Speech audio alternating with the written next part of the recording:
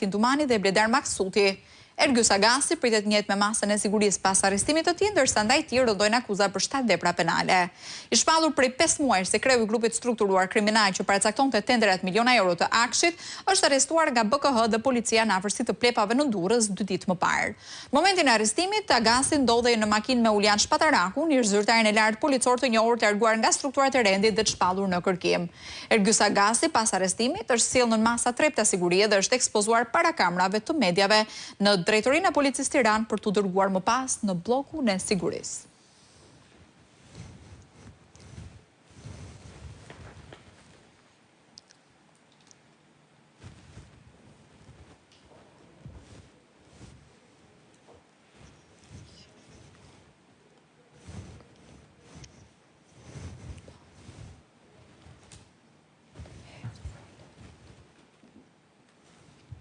Okej, në këtë çast do të kemi pak edhe një komunikim me kolegun Fatjon Gjina, i cili pritet të na jap detaje në lidhje me nisjen e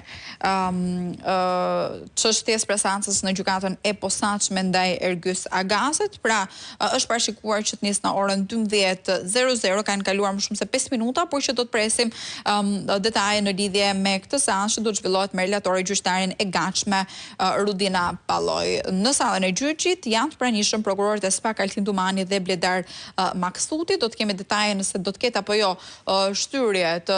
kësaj seance, duke qenë se mbrojtja e Ergjus Agasit ka kërkuar në këtë rast kohë për të njohur me aktet e dosjes. Ka qenë mbrojtja pra që ka kërkuar diçka të tillë. Duhet të kujtojmë që ka patur deklarate edhe nga ana e avokatit Maksim Haxhia ditën e dieshme përpara gazetarëve në lidhje me arrestimin e Agasit. Nuk është se ka pranuar që të pronësohet me detaje, por që do të ketë takime, ka thënë Haxhia, në lidhje me procedurat. Lidhem në këtë çast me kolegun Fatjon Gjina, i cili do të na raportojë se i përket këtyre zhvillimeve. Fatjon, përshëndes edhe një herë. Përshëndes Neda, në minuta që po flasim janë duke u përgatitur palët për të futur në sallën e gjyqit ku do të nisë seanca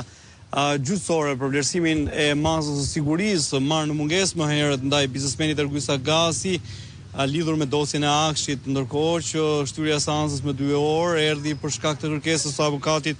të zotit Agasi, Maksim Haxhia, i cili kërkoi kohë për të njohur me aktet e dosjes, një pretendim që e ka shpalosur edhe më herët, duke pretenduar që nuk mund të kishte një qendrim përfundimtar rreth akuzave pa u njohur me aktet e dosjes. E në fakt organi hetues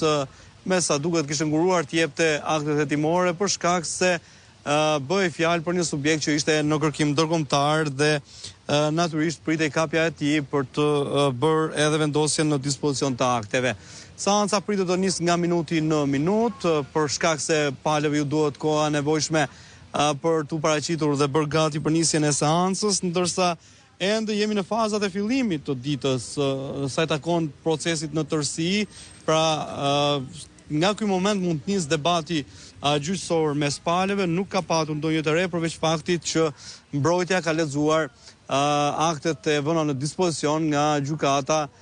dhe prokuroria lidhur me çështjen e Akshit në ngarkim të akuzuarit Ergjus Agasi. Ky fund ka qëndruar në ambientet e gjykatës gjatë kësaj kohe, ndërkohë që avokati Maksim Haxhia është